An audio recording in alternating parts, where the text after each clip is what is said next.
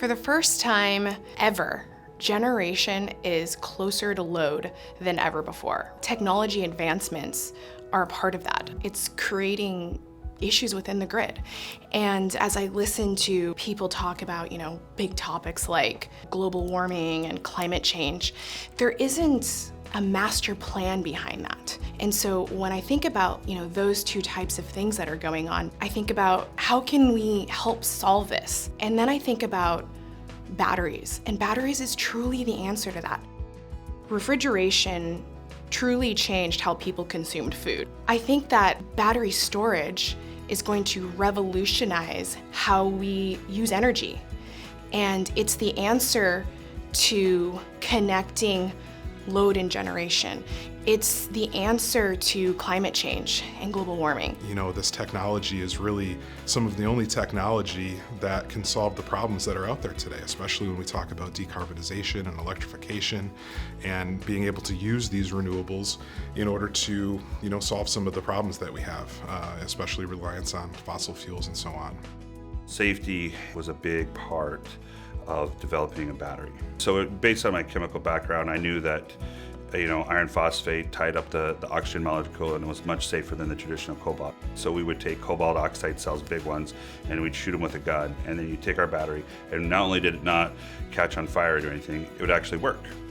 The battery remained pretty safe, and so that was a big deal. In the end, safety is going to win. It's not worth the extra risk of getting 10% more out of your car if there's a chance that it's going to start on fire and kill your family. And then the other big thing is the raw materials. We use crushed up old cars that were converted into iron, and that's where iron came from. Phosphate's a really big commodity that's available everywhere. Those are the commodities we're using compared to nickel and cobalt and vanadium that are really hard to get. So we knew that it was going to be a big deal in the world. I had a lot of faith in it because the low cost materials and the safety. And so I just kept with it. I'm like, there's got to be all these applications that we're doing it. And so once it was commercialized, I just stuck with it. And sure enough, eventually over time, enough people saw the vision. And I think it's projected in like 3 or 4 years that it'll be 70% of the market share will be made lithium iron phosphate cells. What Lithion Tech offers to customers is the combination of not just our battery chemistry, but also the ability to provide that fully integrated package where you have the battery, the HVAC, the inverter, the fire protection system, and the whole purpose-built enclosure.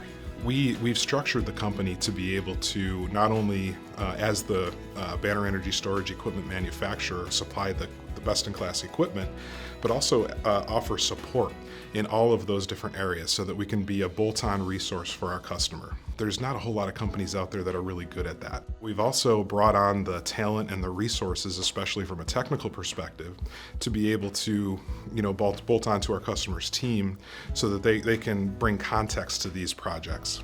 And not only that, but do it, in a way that makes it relevant for their specific use case and application. We also have really deep subject matter expertise on the analytics and remote monitoring side. So being able to bring to market a cost-effective remote monitoring solution and incorporating that into our 24/7 command center where we have real people looking at these assets, in order to make sure that they're working well.